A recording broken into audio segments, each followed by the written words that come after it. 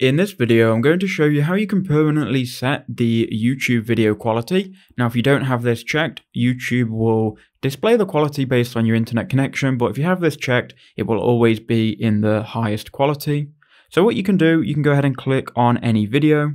Now, once you've clicked on the video, it doesn't matter what video it is, by the way, you just need to get into the video player. Then go ahead and click on the video once, go to the settings icon in the top right hand corner.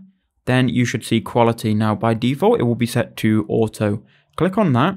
So it's going to say here, the selection only applies to the current video. For all videos, go to settings, video quality preferences. So then click on that link and it will take you to video quality preferences. And then you can choose what quality you want for mobile networks.